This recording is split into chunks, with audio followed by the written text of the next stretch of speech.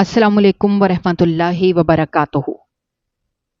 मेरी शादी हुई तो एक हफ्ते बाद ही शौहर की नौकरी छूट गई। सबने मुझे बदबख्त कहकर ताने मारना शुरू कर दिए। ससुराल वालों ने मुझे मुलाजमा बना लिया।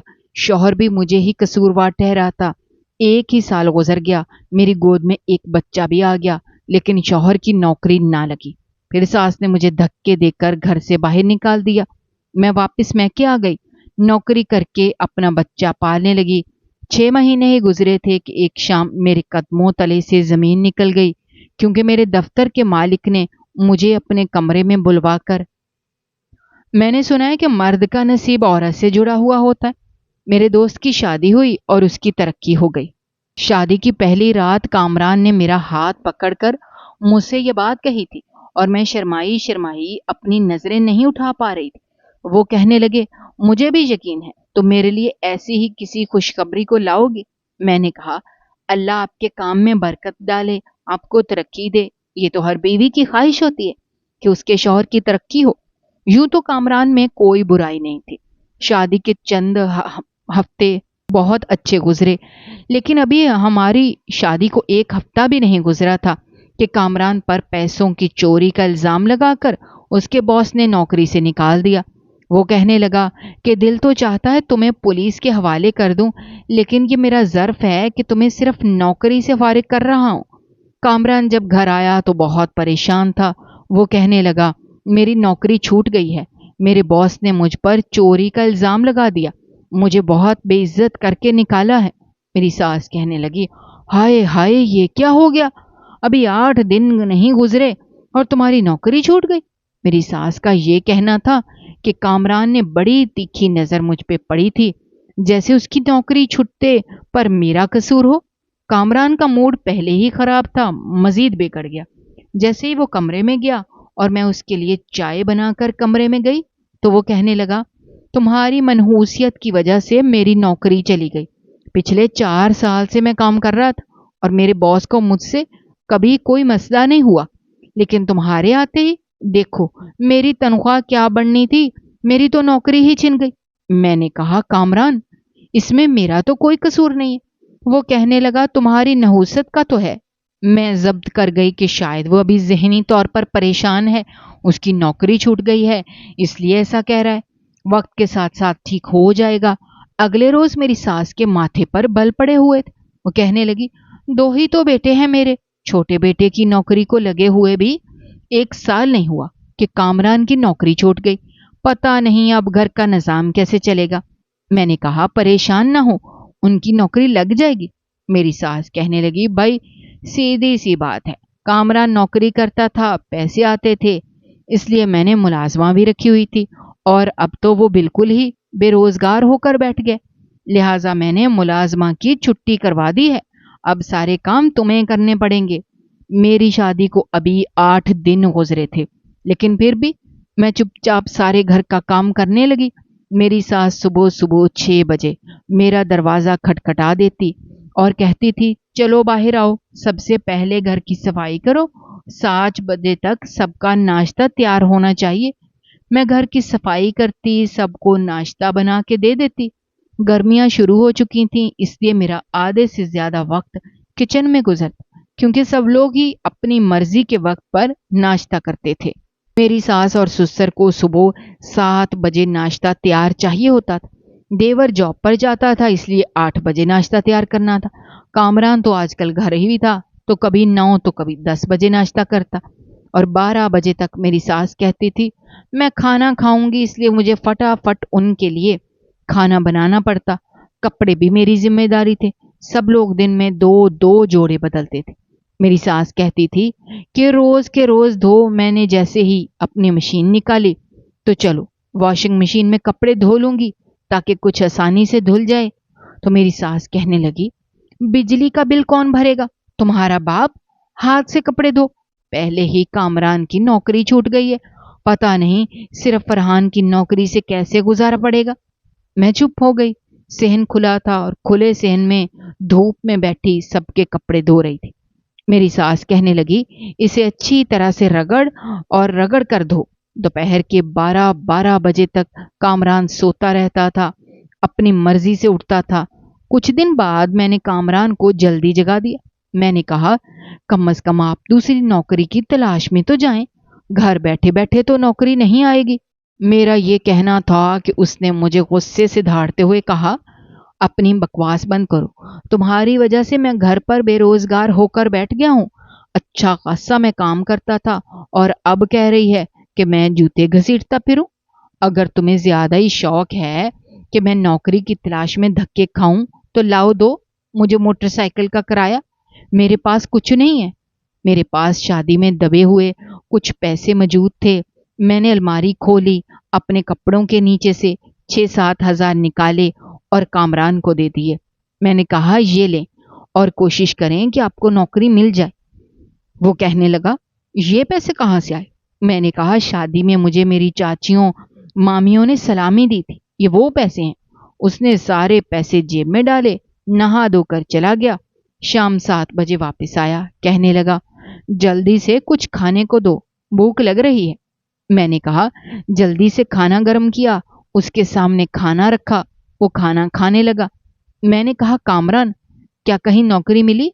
तो उसने नवाला हाथ में पकड़कर मुझे बड़े गुस्से से देखा और कहने लगा, तुम्हारे बाप की फर्म में मिल गई है नौकरी, कल से काम पे चला जाऊंगा। वो कहने लगा, रोटी भी सही से खाने नहीं देती, नौकरी मिलना क्या आसान काम है? पूरा दिन मैं ख्वार होता रहा हूं धूप में, कभी किसी जगह तो कभी किसी जगह, लेकिन किसी ने मुझे नौकरी नहीं दी। अब खाना खाने बैठा हूं तो तुम मेरे सर पर सवार होकर सवाल करना शुरू कर दो, नौकरी मिली है कि नहीं। उसका लहजा मेरे साथ ऐसा था जैसे कि मैं उसके हर नुकसान की जिम्मेदार हूं। अगले रोज वो जब नौकरी के लिए गया तो दोपहर को ही फोन आ गया। मेरी सास तो फोन सुनते ही रोने लगी। मैंने कहा, क्या हुआ अम्मा? अम्मा कहने लगी, कामरान का एक्सीडेंट हो गया है, अस्पताल से फोन आया है। ये सुनकर तो मेरी जान भी निकली थी।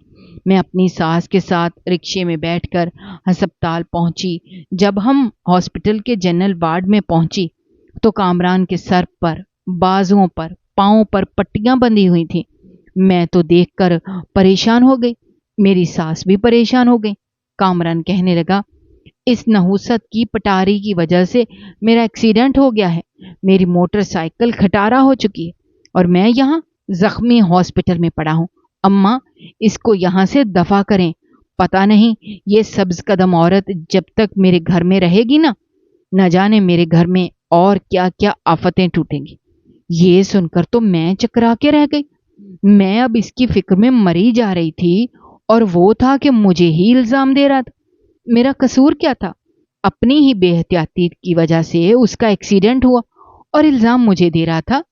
मुझे नहीं पता ये सब्ज कदम क्या होता है, लेकिन सब्ज कदम सिर्फ औरत को ही कहा जाता है, कोई मर्द क्यों सब्ज कदम नहीं होता? जब से मेरी शादी हुई थी मेरी जिंदगी भी परेशानियों में घिर चुकी थी।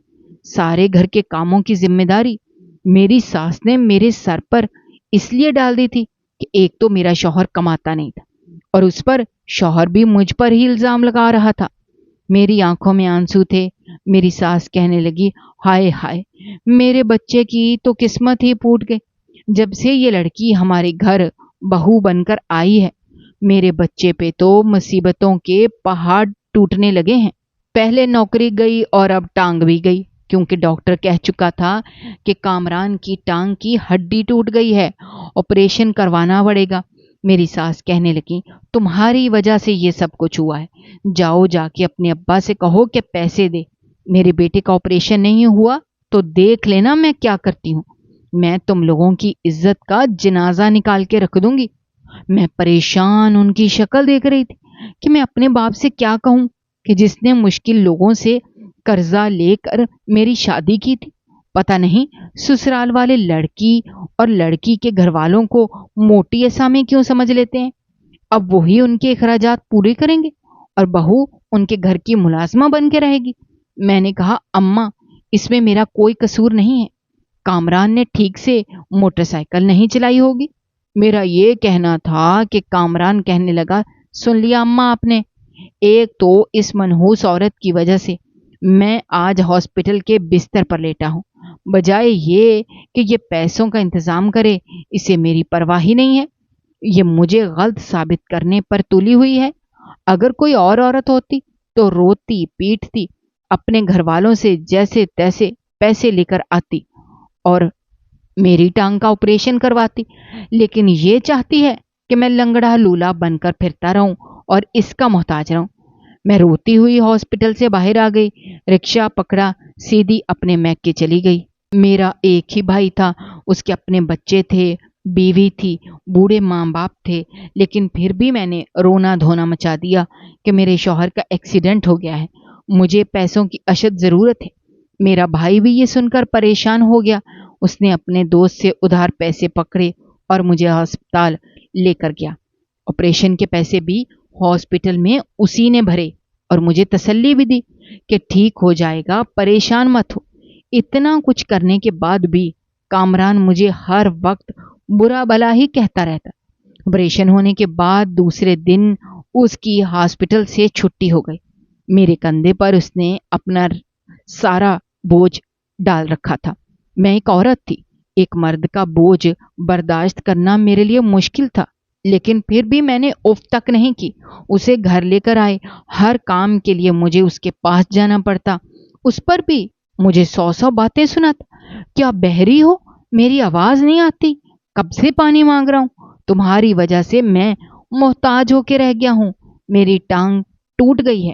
اور میں اس کی کڑوی کسیلی باتیں سنتی رہی۔ مجھ میں کام کا بوجھ مزید بڑھ گیا تھا، ایک تو گھر کے کام، اوپر سے کامران کا ہر کام مجھے کرنا پڑتا۔ کبھی کہتا کمرے میں میرا جی گھبرا رہا ہے، مجھے صحن میں لے چلو، اور میں اپنے کندھے پر اس کا بازو رکھتی، اپنا سارا بوجھ مجھ پر ڈالتا تھا اور مجھے لگتا جیسے میں گر جاؤں گی۔ بڑی مشکل سے اپنے قدم میں زمین پر جما جما کر اسے صحن میں لے جا کر کرسی پر بٹھاتی، پھر بھی وہ مجھے ہر وقت کوستا رہتا تھا، برا بھلا کہتا رہتا تھا، یہی کہتا رہتا کہ میرے ساتھ جو کچھ ہوا ہے تمہاری وجہ سے ہو رہا ہے۔ میری ساس بھی کامران کے ساتھ مل کر مجھے باتیں سناتی رہتی۔ وہ کہتی کہ ہمارے پڑوس میں نجمہ رہتی ہے، ارے جب سے اس کی شادی ہوئی ہے اس کے شوہر کی تو قسمت کھل گئی، پہلے اس کی 10,000 تنخواہ تھی، اب 25,000 ہو گئی ہے، اور اللہ نے اپنا گھر بھی دے دیا۔ اس کے سسرال والوں نے تو اپنے داماد کو اتنی عزت دی ہے کہ بیٹی کو گھر لے کر دیا، ڈھیر سارا جہیز دیا، اور ایک ہماری بہو ہے، توبہ توبہ، جب سے آئی ہے مصیبتیں ہی ہم پر ٹوٹ رہی ہیں۔ کامران کہنے لگا، سچ کہہ رہی ہیں اماں، آپ یہ سب کچھ اس کی وجہ سے ہو رہا ہے۔ میں تو اچھا خاصا کما رہا تھا، میں تو گھر کا ہو کے رہ گیا، اسی عورت کا محتاج ہو کے رہ گیا۔ مجھے کہیں بھی جانا پڑتا ہے تو مجھے اس کو آوازیں دینی پڑتی ہیں۔ بہرحال 4 مہینے کامران نے بس یہی واویلا مچا کر رکھا، پھر اس کے پیر میں بہت درد ہے، وہ چل پھر نہیں سکتی۔ 4 مہینے بعد وہ بالکل ٹھیک ہو چکا تھا۔ انہی دنوں میری طبیعت خراب رہنے لگی، لیکن میری طبیعت کی کسی نے پرواہ نہیں کی، مجھے کچھ بھی ہضم نہیں ہو رہا تھا۔ میری ساس کہنے لگی، تم نے کچھ الٹا سیدھا کھا لیا ہوگا، اب تم یہ نہ کہنا کہ ہمارے گھر آ کے تمہیں بیماریاں لگ گئیں۔ میں نے کوئی جواب نہیں دیا، میری حالت اتنی بری ہو جاتی تھی کہ لگتا تھا کہ چکرا کر گر جاؤں گی، لیکن میری ساس نے میرے سر پر کام کا بوجھ کم نہیں کیا۔ ایک دن میں نے خود ہی ڈاکٹر کے پاس چلی گئی، کچھ پیسے میرے پاس پڑے ہوئے تھے۔ ڈاکٹر نے جو خوشخبری مجھے سنائی، مجھے سمجھ نہیں آ رہا تھا کہ اس پر خوش ہونا چاہیے یا مجھے رونا چاہیے، کیونکہ میرے شوہر کی نوکری نہیں تھی اور میں خود بے حد پریشان تھی اور اس پر حاملہ ہو چکی تھی۔ گھر جا کر جب میں نے کامران کو بتایا تو کہنے لگا، تمہاری بدبختی کیا میرے لیے کم تھی جو اب تم ایک اور بدبخت کو دنیا میں لانے کے لیے تیار ہو رہی ہو؟ ارے میں تو کہتا ہوں مار ڈالو اسے، ضائع کر دو۔ یہ سن کر تو میرا سینے پر ہاتھ گیا تھا۔ میں نے کہا، کامران کیسی باتیں کر رہے ہو؟ اللہ کی نعمت ہے اور وہ کسی کسی کو دیتا ہے، ورنہ لوگ تو ترستے ہیں اللہ انہیں اولاد دے۔ وہ کہنے لگا، ترستے ہوں گے وہ ترستے ہوں گے جن کے پاس نوکری ہے، اچھی بیوی ہے اور اس کی بیوی کی قسمت سے اسے بہت کچھ ملا ہے، میرے جیسے نہیں جس کی قسمت میں تم جیسی بدبخت عورت آ گئی ہو۔ میری نوکری ہوتی تو میں بھی جشن مناتا، لیکن میں اس حالت میں بچے کا बोझ बिल्कुल बर्दाश्त नहीं कर सकता। ऐसा करो, अपनी अम्मा के पास चली जाओ, उनसे कहो दाई के जरिए से इसे जाया करवा दें। मैंने कहा, मैं ये बच्चा जाया क्यों करूं? हो सकता है इसका नसीब का ही अल्लाह ताला हमें दे दे। मेरी बात सुनकर कामरान तो तंजिया मुस्कुराया था। वो कहने लगा, हाँ, मैं तो तजर्बाकार हूं। तुम लोगों के लिए पहले तुमसे शादी करके ये तजर्बा किया कि तुम मेरी किस्मत में कैसी साबित होती हो। अब बच्चा पैदा होने के बाद ये देखूं कि वो मेरे लिए खुशकिस्मती की लामत है या बदकिस्मती की। फिर मेरे सामने हाथ जोड़कर कहने लगा, मेरी जान बख्शो, तुमने पैदा करना है करो, मारना है मारो, लेकिन कल को मुझे मत कहना कि बच्चे की फलां चीज चाहिए। मैं कुछ नहीं दूंगा। अजीब मुसीबत में पड़ गया हूं मैं तो। इससे अच्छा था कि शादी ही न करता। मैंने जब अपनी सास को बताया तो मेरी सास कहने लगी, लो भाई, पहले तुम्हारा बोझ संभाल रहे थे, तुम्हें पता भी है कि कामरान का कोई काम नहीं है और सिर्फ फरहान की तनख्वाह से बमुश्किल घर में खाना पीना पूरा हो रहा है। अब तो फरहान ने भी कहना शुरू कर दिया है कि कब तक भाई और भाभी को पालूंगा, मेरी शादी करे मैं अलग हो जाता हूँ। अरे अगर वो अलग हो गया तो हमारे घर में तो फाकों की नौबत आ जाएगी। और इस पर तुम ये सुना रही हो कि तुम मां बनने वाली हो। इस बच्चे को कौन पालेगा? इसके अखराजात कौन उठाएगा? मैंने शौहर की भी सुन ली और सास की भी, लेकिन बच्चे को जाया नहीं किया था। मैं क्यों खुदा की नेमत पर नाशुक्री करती। मैंने चुप साध ली, घर के काम वैसे ही करती रही जैसे पहले करती थी। अब तो मेरी सास ने मुझ पर मजीद सख्ती शुरू कर दी थी। वो कहती थी, सेहन में कपड़े फैलाने की जरूरत नहीं है, जाओ छत पर जाकर कपड़े फैला कर आओ। हालांकि डॉक्टर ने मुझे सीढ़ियां चढ़ने उतरने से एहतियात बरतने को कहा था, लेकिन भारी कपड़ों की बाल्टी उठाकर मैं छत पर जाती, कपड़े फैलाती। मेरी सास मेरे कई चक्कर छत के लगवाती। किचन में मैं पूरा पूरा दिन खड़ी रहती, काम करती रहती, लेकिन नाम यही होता था कि सब कुछ फरहान करता है, वो कमाता है, तो घर का निजाम चल रहा है। कामरान ने तो जैसे नौकरी ढूंढनी ही छोड़ दी थी, कहीं भी नहीं जाता था, पूरा दिन मोबाइल पे लगा रहता था। कई बार मैं दबे लफ्जों में जब कहती कि कामरान कोई नौकरी ढूंढो, तो कहता, तुम्हारी नहुसत जब तक मुझ पर है मैं कुछ नहीं कर सकता। 9 महीने मैंने आराम करके नहीं देखा। मैंने एक बेटे को जन्म दिया, छोटे से मासूम के बच्चे को पकड़कर मैं उसे प्यार कर रही थी। हॉस्पिटल का सारा खर्चा मेरे भाई ने उठाया था, हालांकि वो खुद भी माली तौर पर परेशान था, लेकिन फिर भी उसने मेरा खर्चा उठाया। और कामरान ने तो अपने बेटे को गोद में पकड़कर प्यार तक नहीं किया था। वो कहता था, मनहूस माँ का मनहूस बेटा है। मैंने दिल बर्दाश्ता होकर सब कुछ बर्दाश्त किया। जब ससुराल गई तो मेरी सास ने एक बार भी पोते को प्यार ना किया, ना मेरा ख्याल किया, ना एहसास। इस हालत में भी वो मुझसे काम करवाती नहीं। कामरान तो यूं था कि जैसे कोई जिम्मेदारी उस पर है ही नहीं। मैंने उसे कुछ कहना ही छोड़ दिया। उन्हीं दिनों फरहान को एक लड़की पसंद आ गई। वो कहने लगा, मैंने शादी करनी है, क्योंकि घर मैं चलाता हूँ और घर में सिर्फ एक ही कमरा ऐसा था जहां मियां बीवी रह सकते थे, और वो कमरा मेरे पास था। फरहान की बात सुनकर मेरी सास ने कहा, भाई अपना इंतजाम कहीं और करो, क्योंकि मैंने फरहान की शादी करनी है। कामरान कहने लगा, मेरा क्या कसूर है, आप अपनी पसंद से इसको लाई थी, अब ये मनहूस निकली है तो मैं क्या करूं? मैं तो ये घर नहीं छोड़ूंगा। मैंने कहा, मेरा छोटा बच्चा है, मैं कहाँ जाऊंगी? मेरी सास कहने लगी, जहां मर्जी जाओ, यहां से निकलो, मैं अब तुम लोगों को नहीं पाल सकती। कामरान तो मेरा बेटा है, उसकी 2 रोटी पर हम भारी नहीं है। अलबत्ता तुम अपने बेटे को लो और दफा हो जाओ यहां से। तुम्हारी नहुसत ने हमारे घर का रास्ता देख लिया। अच्छा है कि तुम हमारे घर से निकलो। मैंने बहुत मिन्नत समाजत की, कामरान के पैर पकड़े, अपनी सास के पैर पकड़े, लेकिन वो मुझे धक्के देने लगी। अपने बच्चे को गोद में पकड़े मैं उनकी मिन्नत समाजत कर रही थी, रो रही थी, लेकिन उसने मुझे घर से निकाल दिया। कामरान ने मुझे तलाक दे दी। मैं रोते धोते जब भाई के घर आई तो भाभी के माथे पर बल पड़ गए।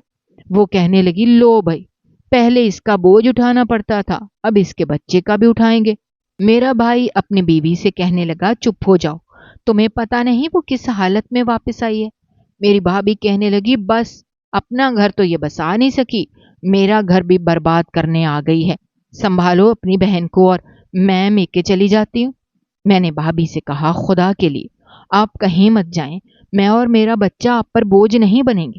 میں پڑھی لکھی ہوں، 14 جماعتیں پاس تھی، کمپیوٹر کچن کورسز بھی کر رکھے تھے، لیکن پتہ نہیں تھا کہ اس طرح سے کام آئیں گے۔ مجھے تو لگا تھا شادی ہوگی، میرا شوہر کمائے گا اور میں گھر چلاؤں گی، کیونکہ عورت کی ذمہ داری گھر چلانا ہے، کمانا نہیں۔ میں نے 1-2 جگہ نوکری تلاش کی، میں خوبصورت تھی اس لیے مجھے نوکری بڑی آسانی سے مل گئی، میری ڈگریوں پر نہیں بلکہ میری خوبصورتی پر، کیونکہ جب میں نے انٹرویو دیا تھا میرا باس سر سے پیر تک مجھے دیکھ رہا تھا۔ میں نے جب اپنے ڈاکومنٹس اسے دکھائے تو کہنے لگا آج کل تو بی اے کی کوئی اہمیت ہی نہیں ہے۔ میں نے کہا مجھے کمپیوٹر کے بھی کچھ کورسز آتے ہیں، لیکن وہ کہنے لگا جو کورسز تمہیں آتے ہیں بی بی اب وہ کسی کام کے نہیں، ہاں پھر بھی میں تمہیں نوکری دے دیتا ہوں، تجربہ حاصل کر لو تو تنخواہ بڑھا دوں گا۔ یہ کہتے ہوئے بھی اس کی نظریں میرے چہرے پر تھیں۔ میں اس وقت حد سے زیادہ مجبور تھی، میں جانتی تھی کہ میرے باس کی نظریں مجھ پر اچھی نہیں ہیں، لیکن میری مجبوری تھی، نوکری تھی، کیونکہ میں بھابھی پر بوجھ نہیں بننا چاہتی تھی، اس کی باتوں کا نشانہ نہیں بننا چاہتی تھی۔ مجھے 15,000 نوکری پر رکھ لیا گیا۔ میں گھر واپس آئی، اپنے بھائی اور بھابھی کو بتایا۔ جب تک میں آفس میں کام کرتی میرے بچے کو میری والدہ سنبھالتی تھی، میں گھر آتی تو بھابھی کے ساتھ مل کر کھانا بھی بنا دیتی، چھوٹے موٹے کام بھی کر دیتی، اپنے بچے کی اور اپنی ہر ضرورت کی چیز میں خود کر لیتی تھی، یہاں تک کہ 5,000 بھابھی کے ہاتھ میں بھی رکھ دیتی تھی کہ گھر میں جو بھی کھانا پینا ہے، سامان کی ضرورت ہے اب وہ لے لیں۔ اب میری بھابھی کا موڈ کچھ بہتر ہوا تھا۔ میں حیران اس وقت ہوئی جب میرے باس نے 1 مہینے بعد ہی میری تنخواہ 25,000 کر دی، حالانکہ میرا تجربہ ابھی بھی کوئی خاص نہیں تھا، البتہ یہ تھا کہ میں سیکھ رہی تھی۔ میں نے کہا سر آپ نے اتنی جلدی میری تنخواہ بڑھا دی؟ میرا باس کہنے لگا میں خوبصورت لڑکیوں پر ایسے ہی احسانات کرتا رہتا ہوں۔ یہ کہہ کر خباثت بھری مسکراہٹ اس کے چہرے پر چھائی تھی۔ میں فوراً سے کمرے سے باہر نکل گئی، میرا دل بڑی زور زور سے دھڑکنے لگا، پتہ نہیں مجھے کچھ خطرے کی گھنٹی سنائی دے رہی تھی۔ شاید ہم مڈل کلاس بے بس مجبور عورتوں سے یہ امیر باس اسی طرح مہربانیاں کر کے فائدے اٹھاتے ہیں، لیکن میں ایسا نہیں چاہتی تھی، مجھے اپنی عزت بہت پیاری تھی۔ بہرحال میں گھر آئی، اس بار 5,000 کے بجائے 10,000 اپنی بھابھی کے ہاتھ میں رکھی۔ وہ کہنے لگی واہ اتنے پیسے؟ میں نے کہا جی بھابھی میرے باس نے میری تنخواہ بڑھا دی ہے۔ میرا یہ کہنا تھا کہ بھابھی نے عجیب انداز میں مجھے دیکھا۔ وہ کہنے لگی یہ باس تم پر زیادہ ہی مہربان نہیں ہو رہا؟ ابھی تمہیں کام کرتے ہوئے صرف 1 مہینہ ہوا ہے اور تمہاری تنخواہ میں 10,000 کا اضافہ بھی ہو گیا، اور ایک تمہارا بھائی ہے پچھلے 6 سال سے کام کر رہا ہے، مجال ہے کہ باس نے 1 روپیہ بھی بڑھایا ہو۔ یہ مہربانیاں باس صرف خواتین پر ہی کرتے ہیں، اور کیوں کرتے ہیں میرے خیال سے یہ تم اچھے طریقے سے جانتی ہو۔ بھابھی کی بات نے میرے اندر تو جیسے آگ لگائی تھی۔ میں نے کہا آپ کو شرم نہیں آتی میرے بارے میں ایسی باتیں سوچتے ہوئے؟ میں آپ کا احساس کر رہی ہوں، چاہتی تو 5,000 دیتی، لیکن میں نے کہا نہیں، میرا بیٹا اور میں بھی یہاں پر کھانا کھاتے ہیں، میں نہیں چاہتی کہ ہم آپ پر بوجھ بنے۔ وہ کہنے لگی مجھے کیا لگے، میرا کام تو تم نے سمجھانا تھا، لاؤ دو 10,000۔ میرے ہاتھ میں رکھے 10,000 اس نے پکڑے اور اپنے پاس رکھ لیے، پھر دل میں بھی یہی خدشے سر اٹھا رہے تھے کہ باس کی بڑھتی مہربانیاں کہیں مجھ سے میری قیمتی چیز ہی نہ مانگ لے، اور عورت کی سب سے زیادہ قیمتی چیز اس کی عزت ہوتی ہے۔ ایک بار میں کام کر رہی تھی جب باس نے مجھے اور بھی کافی ساری فائلز دی تھیں۔ وہ کہنے لگے یہ ساری چیک کر کے جانا۔ میں نے کہا سر یہ تو بہت زیادہ ہیں، اور 5 بجے آفس ٹائم میں ختم ہو جاتی ہے۔ وہ کہنے لگے جب میں نے تمہاری تنخواہ اتنی زیادہ کر دی ہے تو مجھے نہیں لگتا کہ تمہیں انکار کرنا چاہیے۔ جب پیسے میں دوسرے لوگوں سے تمہیں زیادہ دے رہا ہوں تو کام بھی زیادہ کرنا پڑے گا۔ میں چپ سی ہو گئی، پیسے تو سارے میں خرچ کر چکی تھی، اس لیے اپنے کام کو فٹافٹ نپٹانے لگی، लेकिन जल्दी जल्दी करते भी 5:30 हो चुके थे। पूरे ऑफिस का स्टाफ वापस जा चुका था। चौकीदार बस मेरे इंतजार में बैठा था कि मैं कब जाऊं और वो ऑफिस बंद करे, या बॉस अपने कमरे में थे। मैं हैरान थी कि बॉस अभी तक गए क्यों नहीं, क्योंकि वो तो स्टाफ के जाने से पहले ही चले जाते थे। मैंने आखिरी फाइल रीचेक की, सारी फाइल्स को लेकर बॉस के कमरे में गई। वो फोन पर किसी से बात कर रहे थे, कह रहे थे आज बहुत काम है, मैंने सारे स्टाफ को रोक रखा है, मैं देर से आऊंगा, इसलिए खाने पर मेरा इंतजार न करना। शायद उन्होंने अपने घर में फोन किया था। हालांकि सारा स्टाफ तो जा चुका था, सिर्फ मैं ही थी, या बाहर एक चौकीदार खड़ा था। मैंने कहा सर, ये फाइल रीचेक कर ली है। वो कहने लगा अच्छा यहाँ रख दो। फिर फोन बंद करके फौरन से खड़े हो गए। आहिस्ता आहिस्ता चलते हुए उन्होंने अपने कमरे के दरवाजे को लॉक किया। ये देखकर मैं हैरान हुई। मैंने कहा सर, आपने दरवाजा क्यों लॉक किया? वो कहने लगे कि आप इतने भी अनजान नहीं हैं कि आपको पता ना हो कि दरवाजा क्यों लॉक करते हैं। 3 महीने से आपकी तनख्वाह मैंने बढ़ाई हुई है। हालांकि आप मेरे ऑफिस में ऐसा कोई काम नहीं करती जिससे मुझे पैसों का फायदा हो। जो काम आप करती हैं ये कोई भी कर सकता है, और वो भी सिर्फ चंद हजार रुपए में। अगर मैं आपसे ये सब काम करवा रहा हूं तो आपको अच्छे तरीके से समझ आना चाहिए कि मैं चाहता क्या हूं। वो कहने लगा क्या है, चलो शाबाश, अपना दुपट्टा उतारो। मैंने कहा सर, मैं इस किस्म की लड़की नहीं हूं। वो हंसने लगे, कहने लगा जिस किस्म की भी हो, मैंने तुम पर यूं ही तो पैसे निछावर नहीं किए। अब मुझे बोर मत करो। इससे पहले कि वो कोई हरकत करते, जैसे ही वो मेरे करीब आया, मैंने दोनों हाथ उसके सीने पर रखकर उसे जोर से धक्का दिया। वो पीछे जा गिरा। मैंने जल्दी से कमरे का दरवाजा खोला। वो कहने लगा अगर तुम बाहर गई और तुमने शोर मचाया तो याद रखना, मैं तुम्हें छोड़ूंगा नहीं। ये कहते हुए वो जैसे ही उठकर खड़ा होने लगा, मैंने दरवाजा बंद किया और भागते हुए चौकीदार के पास आ गई, जो ऑफिस के बैरूनी दरवाजे के पास बैठा था। नौजवान सा लड़का था, यही कोई 25-26 साल का। वो कहने लगा क्या हुआ? मैंने कहा बॉस मेरे साथ, मुझे जाने दो। वो मेन दरवाजे के पास बैठा था और दरवाजा लोहे की ग्रिल से बंद था।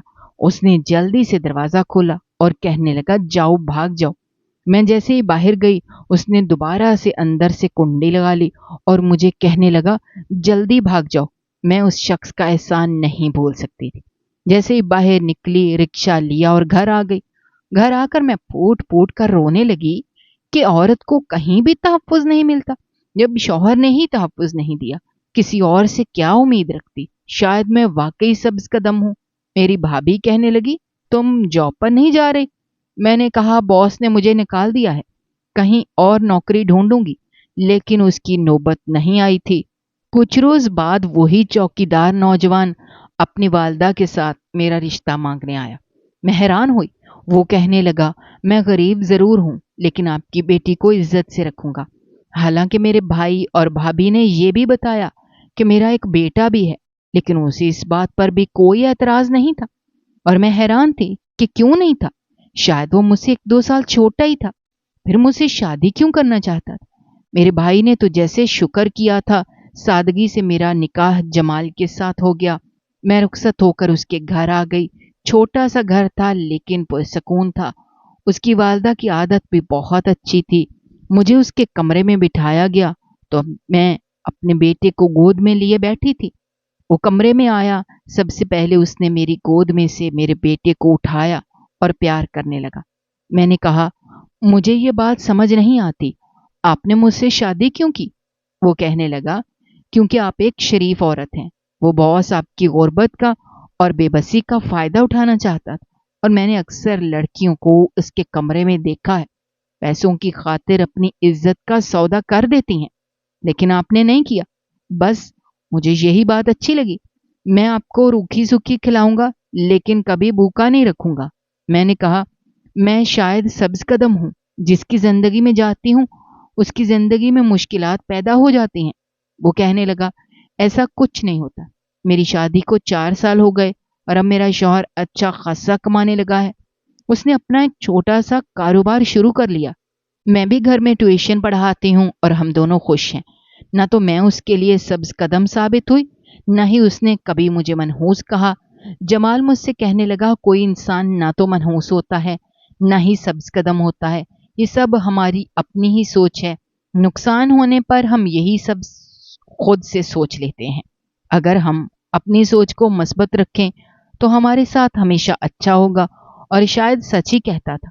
आपका क्या ख्याल है? क्या सब्ज कदम कोई होता है? नाज़रीन, हमारी आज की ये कहानी आपको कैसी लगी? कमेंट बॉक्स में अपनी राय का इजहार करना मत भूलिएगा। और अगर आप हमारे चैनल पर नए हैं तो चैनल को सब्सक्राइब करना भी मत भूलिएगा। शुक्रिया। अल्लाह हाफिज।